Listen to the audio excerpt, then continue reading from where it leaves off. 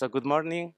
My name is Danilo, and I'm technical evangelist in Amazon Web Services. And with my job, I work with companies of any size, from small new startups to large enterprises in their adoption of cloud services and cloud technologies. So you can follow me on Twitter, and I try to share, and I will share the code that we will see today on GitHub in my account. So we are here today to talk about the Internet of Things. And while I was researching for this session, I was thinking why there is so much interest in the Internet of Things. One reason that I think is really important is because we can really build different products, smarter products that can get better with time. What I mean with that? This is Sonos. Maybe you know the company. They build smart speaker systems. And they launched one physical device, I think it was 2006. And they did the hardware refresh, the first hardware refresh, 10 years later. And they added a lot of functionalities via firmware upgrades. So this is the features that they added. And if you start to look what they added between 2008 and 2010, they started to add streaming music services. Because when they launched the product, there was no streaming, there was no Spotify. And they added that after the product was designed and conceived and also given to the users. So a 10-year-old product can add functionalities that were not even available when the product itself was designed. And now they say that 92% of their users, they are using these streaming music services that they were not there when they created this product. So you can really create smarter products, and the product life cycle can change with IoT because we can add functionality very easily. And the process that you have in your company to manage your products also can be more efficient and predictable because we have more data. As they said, how they know that the users are using streaming services? Because they can collect information. It's very common when you use an application, and now also when you use a physical product, that you can give your consent to give anonymous usage. And this anonymous usage data can help the companies understand how to improve their product. Because if you've been there like as a startup, you know that maybe you spend the whole weekend releasing a new functionality, and then you want to know if the users are using this new functionality or not. It's your time, it's precious. So more data means more knowledge on what you can optimize. And then you have a closer relationship with your customers because there's this feedback. We saw the product can send a feedback and tell how your users are implementing and using the product. And if you think of it, it's similar to what we do in software development with agile methodology. We do agile with those small releases so that we can have a quicker feedback from the users so that we can adjust and improve the software products. Now, with this kind of interaction that IoT allows, we can have a closer loop and apply agile methodologies to hardware product development. Maybe not for the whole life cycle, because the initial life cycle, when you design the product, you don't have the feedback. But after the product is released, product development and product management can change and become similar to software development. I think this is really interesting. And then we can build offerings that are completely new. I love this showcase from Philips. They have this healthcare division that they want to change the way patients are related with caregivers. This is very important for chronic diseases where the patient, they want to live in their own home environment, but still they need to be monitored in their behavior, in the daily behavior. So they collect information from clinics, from the care, and also they engage the patient to give him the feedback on how he is behaving, what are the measures that he is doing. And they implement this with a home gateway. This is a very common architectural pattern for IoT, having some sort of gateway that can translate and help sensors to communicate with a more complex platform. And this home gateway is collecting information. For example, you want to know if someone that is maybe an elder person he has his own habits, and if these habits change, this is something that the caregiver, the doctor, must know. So if the person is going to the bathroom once per night and suddenly he switches to 3 times per night, this is an important information for the doctor. And a simple sensor in a door can give this information, trigger it, and the doctor to whom you can share the information via a mobile application can have this feedback and decide if it's important or not. Having a sensor on the fridge tells you if the person is having breakfast in the morning. This is another important thing, knowing the time, the routine of of patients with chronic diseases. And the idea of using this approach so that you can collect data and then you can process it with a centralized framework on a cloud helps them develop and improve their service very, very, very quickly. So we saw a lot of good things that you can do with IoT. Another important aspect of IoT is the product interface. Because as software developers, we have been used for years to mediated interfaces, like using a keyboard, using a mouse. But this was a blocker for the elderly people and for the very youngs. Federico talked in the keynote about how Voxxed is trying to help kids enter into the programming world. And we saw that with all elder people and very young people, simulated interfaces like touch devices, tablets, are much easier to use. And maybe you can find in your life very easily an example of people that were not using computers, but now they can use a tablet very easily. But now we're switching again from simulated interface, we are going to a direct interface, because with IoT, the physical product is the product itself, and it's the interface that you use. And this kind of interface can be very easy to use because you can have direct communication with the product. I don't know if some of you try to had the opportunity to use the Amazon Echo. It's a device that currently Amazon sells in the US, where you can interact by voice, and you can just ask to turn on the lights, what will be the weather forecast tomorrow, and you can add multiple services. And it's very strange to see, like, young people and old people, they try usually to say thank you to the device at the end of the command. They say goodbye when they leave the room where the device is. And personally, I don't know if it's correct to go to a child and say, no, you don't need to be polite with another machine. I think it's good to be polite even with another device. And these functionalities are available for developers if you want to try. The Alexa voice service to add voice recognition to any application, and the Alexa skills kit to add features that can be processed in the backend for a new functionality or integration with other services, maybe with your own applications. So we saw the good side, how the product is changing, the product lifecycle can change, how the product interface is changing, but a lot of efforts are still required because devices are hard to connect and manage. When you start to have devices like this one, it's not easy to manage the connectivity of these devices at scale, especially if you start to have multiple devices. Last week I was in Barcelona and I had the opportunity to meet in the Mobile World Congress this company, Veniam. They have a solution for what they call the Internet of Moving Things, because when things move, it's very difficult to manage the network and the connectivity. So they have a solution that is using a mesh-up network that can adapt and doesn't need to rely to a fixed deployed network to collect this data that they want to process in real time, in as much lower latency as possible, because the value of data for this kind of use case is related to how old the data is. So the lower the latency, the more important is the quality. And they want to merge these worlds into a single view, a single cloud that can go from the physical moving device to the backend system. So then things do not interpolate very easily out of the box, because if you start to mix different device versions, hardware revisions, manufacturer, it's complex to manage.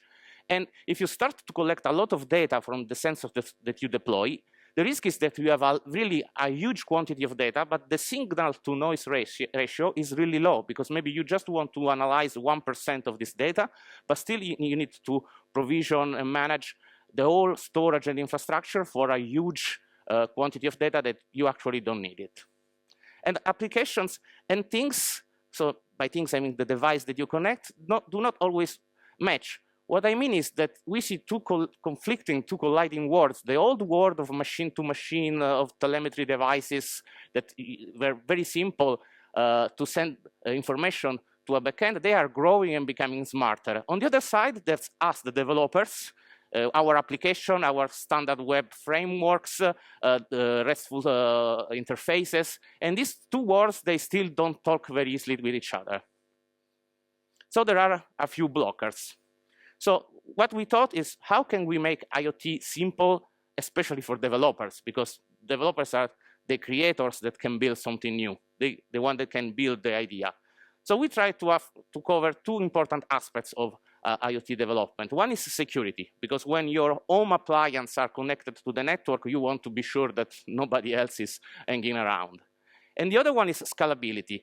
And this is very, very important for new products and for startups in general, because if you build a prototype, you don't want to spend time to re-engineer the prototype if your users are starting to come.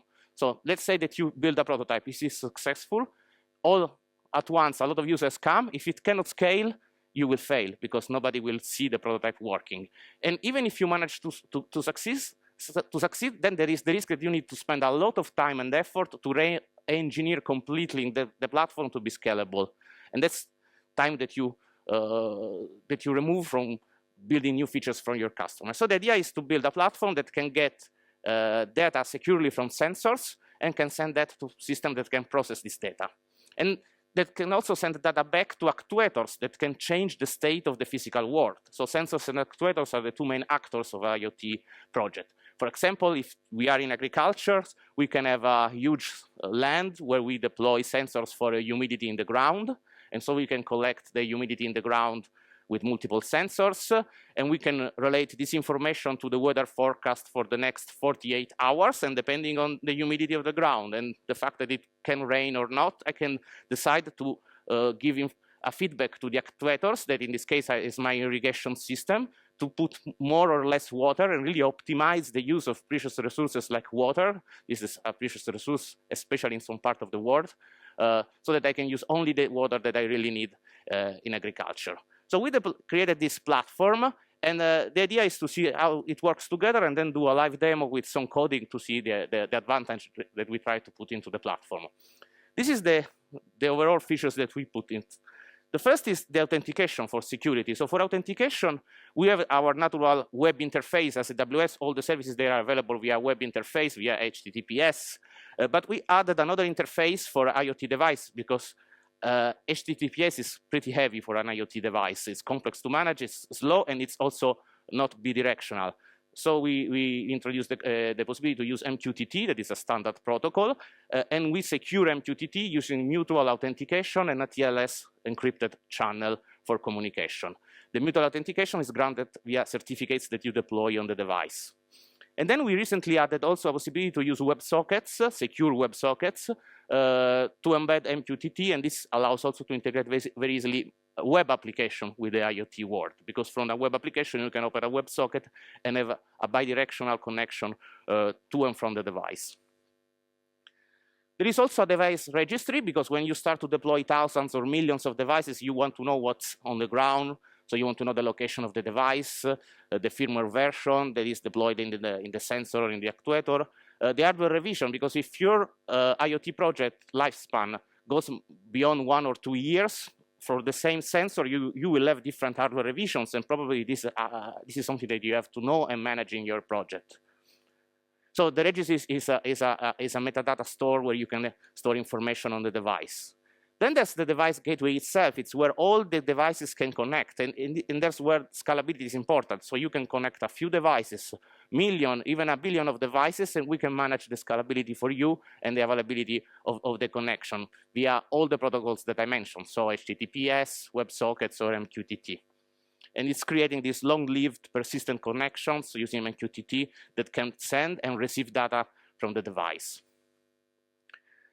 Then we try to address the signal-to-noise ratio. So how can we filter the data before the data arrives into your own platform? So we created a rule engine where you can create rules that can filter data and react with actions depending on the characteristics of the data that is coming from the sensors and from the IoT devices.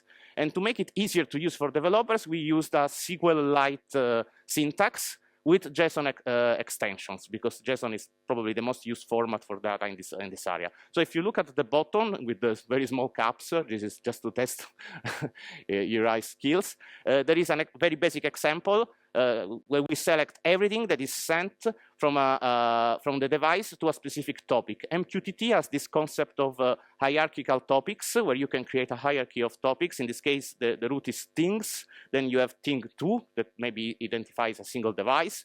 And then this thing2 can publish on different topics, like in this case, color.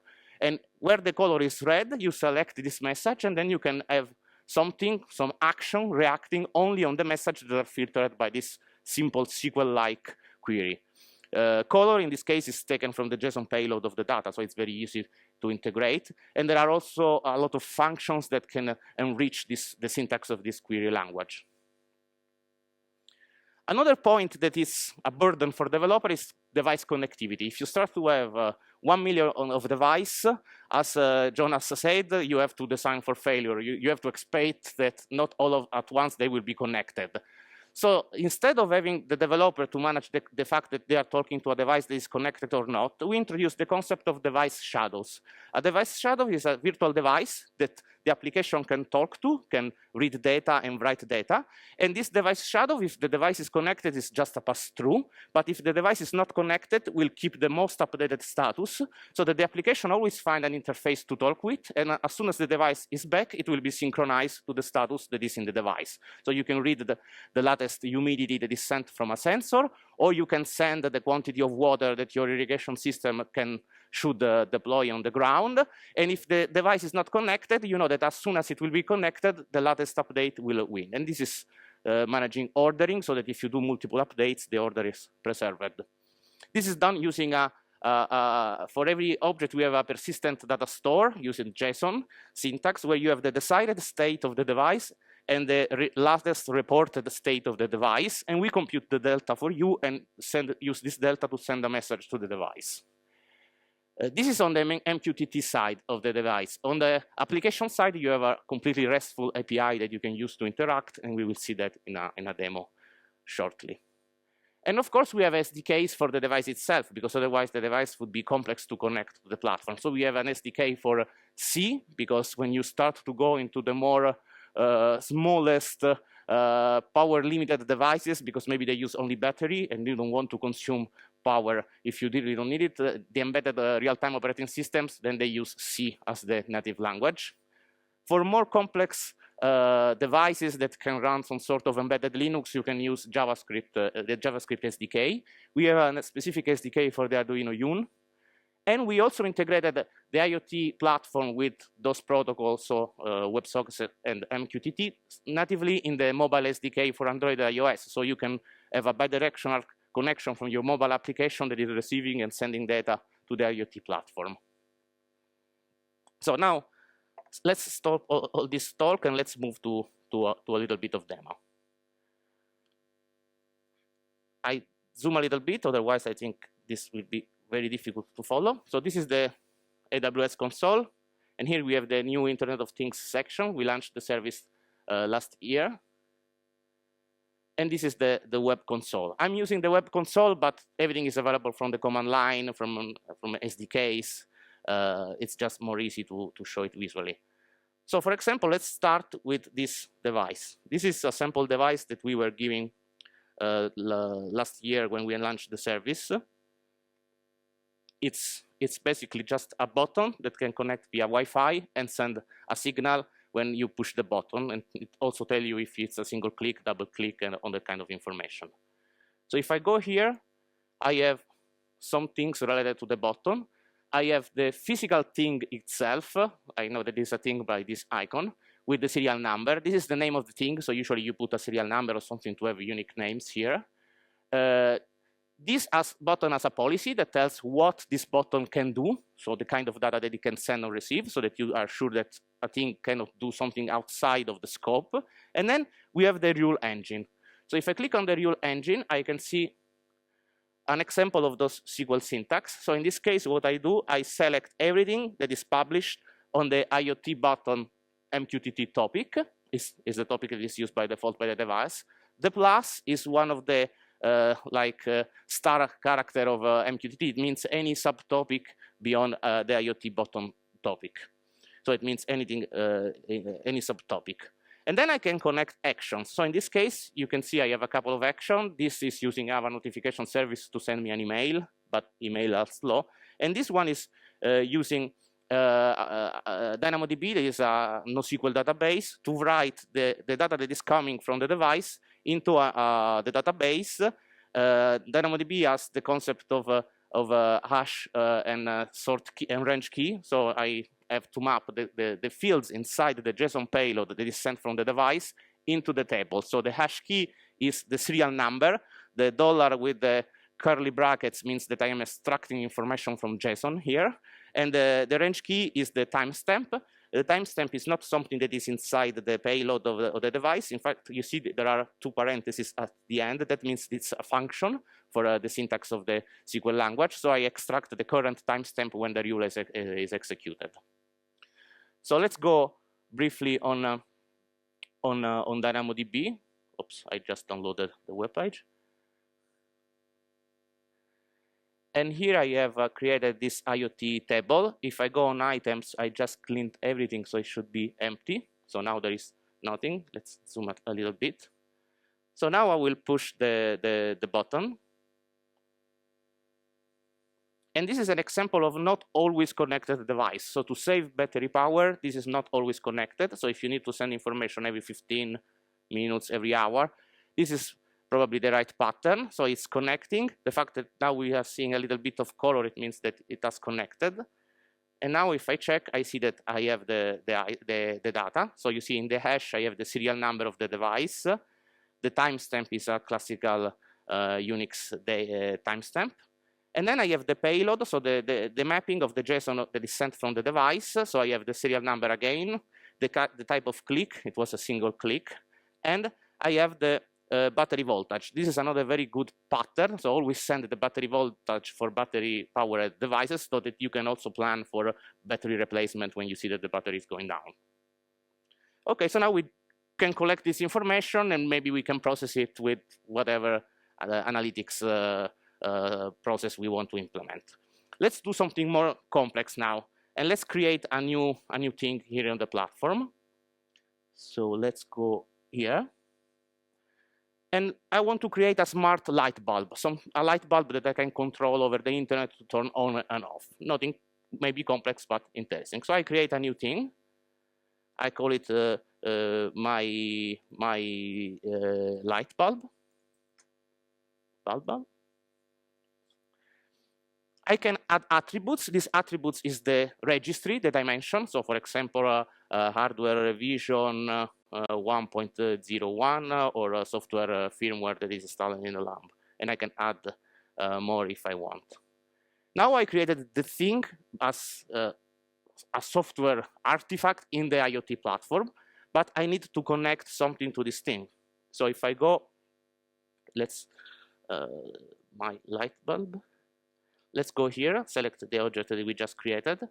Now I can connect a device, a physical device, to this virtual thing that is here in the platform. And then I can also create a rule to filter data. In this case, I don't need a rule because the light bulb is not sending information, it's receiving information. And here I can choose the kind of SDK that I want to use. So embedded C, Node.js, or Arduino. Let's go, for example, with embedded C. Here we generate, of course, you can do that programmatically. You need to do that for every device, the certificate and the policy for the device that you can then download and install on the device. And this certificate is unique for the device. We will use this certificate in the mutual authentication to recognize the device when it presents itself to the device gateway. And here I can download the public key, the private key, and the certificate for the device. And then I can start connecting, and since I selected C, I have some sample code that I can use with our SDK to do the define of the configuration of the device. You also need a root certificate that you can download from any root certificate provider like Symantec or some of them. And now we have connected the thing. So let's try to see something for real. So I wanted to try the demo gods, but I didn't want to do too much. So I already configured this thing previously. And I'm using here a device that is a good example of an embedded device. This is a board that is using a Broadcom chipset.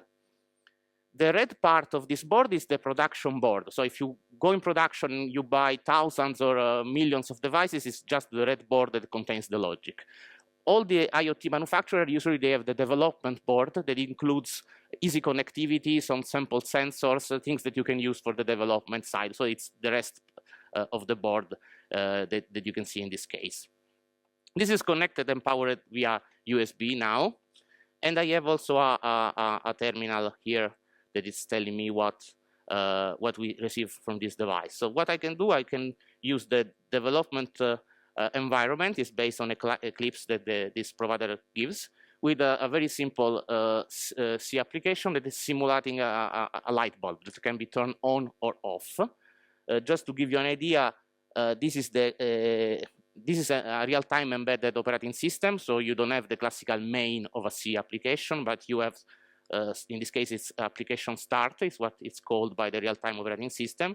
And what we do is basically we create and subscribe, we subscribe to an MQTT topic to receive the information from the device shadow, and we also publish on the device shadow. There is a few connections that are done here. Let's deploy this on the platform. So this is a little bit too big. So here I am in the development environment, and this is the sorry, so now I remember I zoomed. So this is development environment. This is the serial port of the device. So now I'm downloading the compiling, but it should be already compiled, and deploying the application on the device. And this is the device that is booting. And here we have another issue with IoT. You have to connect to a network. And the first time the device boots, it doesn't know what network to connect. So one trick that most of the device use is to create their own network the first time. So in this case, it's creating this network. Now I will connect to this network. And I already know that I will forget this step. So you will correct me in 5 minutes, because I will start saying, hey, the internet is not working anymore. I now go on Google Chrome. Usually I notice that this device, they prefer to have Google Chrome. And this is the boot interface of the device. The name of the thing will be light bulb, not my light bulb, similar to what I used. Now I can choose the certificate that I have here locally. I can choose the private key, that is, I can upload them in the device. And then I can go to the Wi-Fi setup. So now I have a private Wi-Fi courtesy of Voxxed days that I can use. And it's this one. So I hope the password is not, okay, it's in clear. So, and it will be disconnected just after the end of the presentation. So now the device is rebooting and it should connect to the network.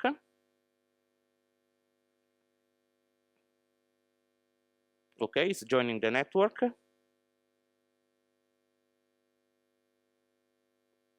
It has its own IP address, and now it will try to subscribe and publish from the connecting to the device gateway to these topics that are the default topics for the device shadow. You have the update and the update delta, where you receive the 2 directions. So what need to change and what I change on the device.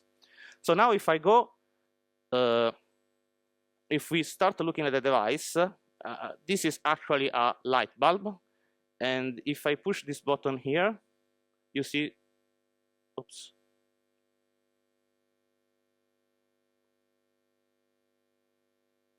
It's so as usually, okay. Okay, now the usual glitch. You see now I have a red light close to the blue light. And now I can switch the red light off and on with the push of a button. So I have a switch, a local switch that can turn this light. Now it's on, and now it's off. But let's look at what the platform is saying. If I go here, let's go back to the IoT platform. I knew that. Okay. Let's go here. So this is a light bulb. And if I go on my thing, I have the decided and reported status of the thing. So if I go here, you can see that now the light is off and it's reported off. If I push and then I resync the status here, now it's on and the decided status is on. So nothing fancy. But now I can do another thing. I can go here in the update shadow and I say, okay, the device status now must be off. So now it's not easy to show maybe when I do the thing in real time. Now I update the status and the light is off. And of course, I can do that again and again because I'm very happy that it worked. But it gives you an idea of how bidirectional is this communication. Now this thing, this light bulb is controllable over the internet. But let's do something more interesting and then I will finish. Let's go back to the button that we have, because we have an internet button that can be everywhere in the world. So the internet button is here with its own rules. And I can connect more actions here. So for example, I can connect action to collect data, to process data, to store data, but I can also use AWS Lambda. AWS Lambda is a way that you can upload a function and we execute the function for you without you having to manage scalability, patching, availability. So let's go briefly on AWS Lambda and create a function that will interact on the application side of the thing shadow, of the device shadow, to turn this light on and off. So this is the LabDeConsole. I create a new function. I don't want to use a standard template, and let's call it the light bulb switch. Turns on and off the light. I'm using Node.js. We can use Python or Java. Let's use Node.js. I have here, because typing everything would be a little bit too much. So this is the example function. And what I do, I have the endpoint of my REST API, and then I create the IoT data object, let's call it service, from the AWS SDK. And then what I do, I use two calls. One is the get thing shadow that tells me the status. I will look at the status inside the JSON payload. If it's on, turn it off. If it's off, turn it on. So I just invert the status. And then I create a decided status that is the new opposite status. And then I use the update thing shadow. So I was reading, now I'm updating. And this update thing shadow will update with the new decided state, the status of the thing. So now I can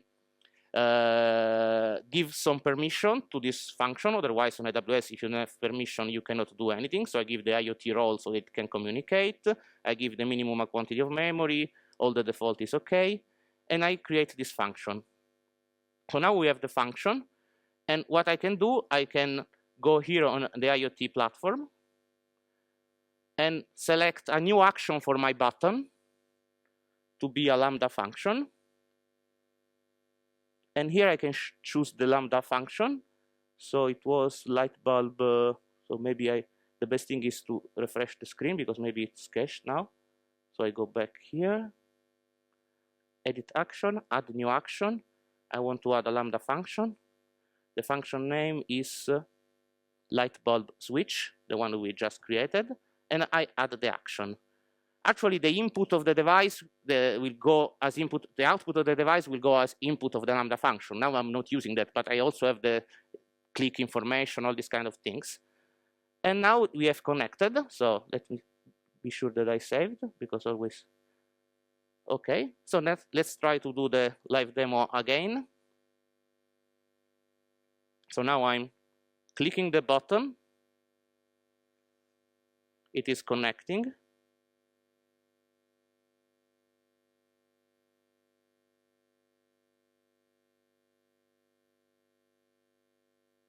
And now the light is on.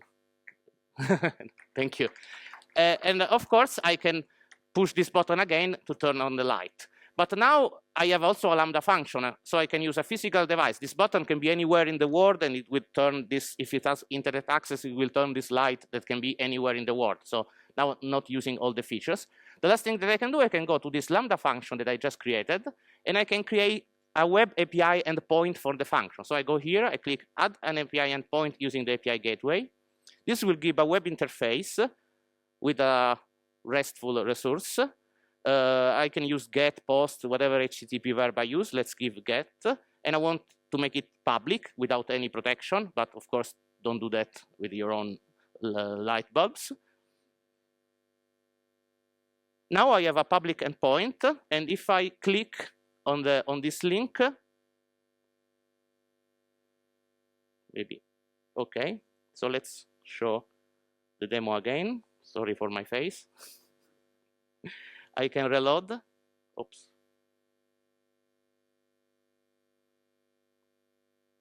And now I can turn and off my light by just doing an HTTP GET to this endpoint that I created. Now you can clap. Sorry. Okay, so that was what I wanted to show as a demo, and the idea was really to show how we try to build everything to make it simple for a developer, not an hardware expert, to deploy this platform. So this is cloud service, so maybe someone of you that would like to test is thinking, how much will I have to pay to use this? So the only thing that you pay with all these services, with all the AWS IoT platform, is the message that you exchange. So the MQTT message that are exchanged between the device and the platform. And you pay $5 for every million of message that you exchange. There is no cost in the registry, in the number of the device that you connect, in the rules that you create. So you pay for the million of messages. And for the first year, if you start using it, you have 250,000 free messages per month. And this is on top of other free tiers. For example, the Lambda that I just used, you have 3.2 million of seconds every month of free execution time where you don't pay anything. So you can really build a prototype and even go in production without any cost, and you only start to pay something if you really start to have a lot of users, a lot of sensors, so maybe paying would not be an issue anymore. So thank you, and if there's any question, we have a couple of minutes. I move a little bit outside of the light, otherwise I don't see you. Any question? Something that you liked? Okay.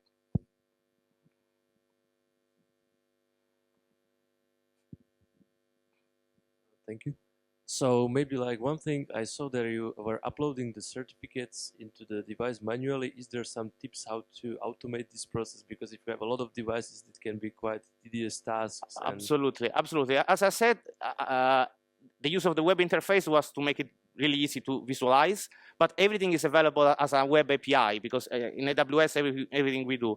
So I can give you, for example, an idea of what I'm talking about using the command line interface. The command line interface is a way that you already can use to automate. So we have a single command line interface, is AWS, and then you can have all the services. In this case, you have IoT, that is the IoT platform where you create things, manage certificates, and IoT data is the device shadow, so the RESTful interface to the single devices. And in IoT, you have, actually, you can say all the APIs like accept certificate transfer, because you can also transfer a certificate from one thing to another when you want to have an hardware replacement, create certificate from CSR. You can really manage everything here. So this is a command line, but the same is available as an API in SDK that you can have in Java, you can have it in Python, in JavaScript, server side, and if you want in the browser, PHP. We support a lot of languages. We recently launched the C++ and the Go SDKs. Recently means in the latest 6 months. So you can really automate your workflow. So you do the prototype maybe by hand, then you can switch to the CLI, do some first quick prototyping, and then you can switch to an SDK where you can really build your own workflow. Did I answer your question? Thanks. Other questions?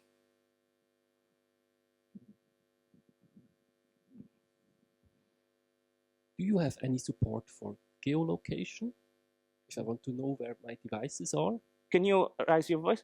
Do you have any support for geolocation? So geolocation. So for the IoT platform, there's nothing native. So you can, for example, if you have static devices, you can send the location, you can put the location in the registry, so where I expect the device to be. if you have something moving, you can stream your data. So in this case, what you can do, you can have an MQTT topic where you stream your latitude and longitude maybe every 5 minutes, every minute, every 15 minutes.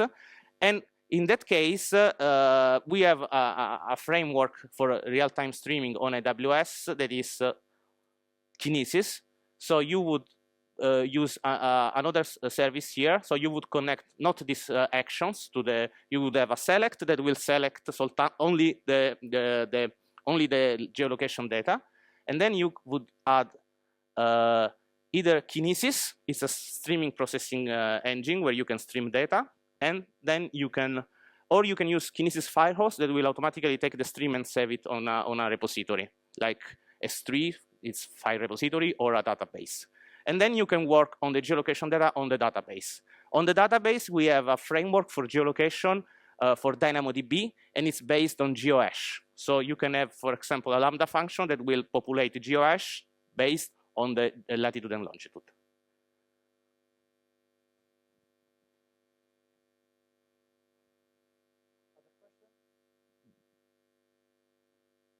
Okay, if you have any other question, please feel free to reach. I am available here today. And okay, I forgot the most important slide. So the idea here was really to remove complexity from the things that developers they already have to do. So don't waste time.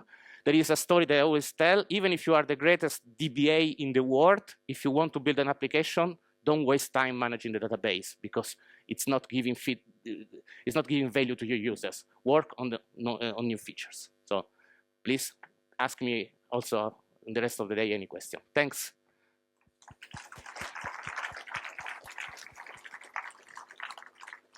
And don't forget to leave your feedback. Thank you. Yes, thanks.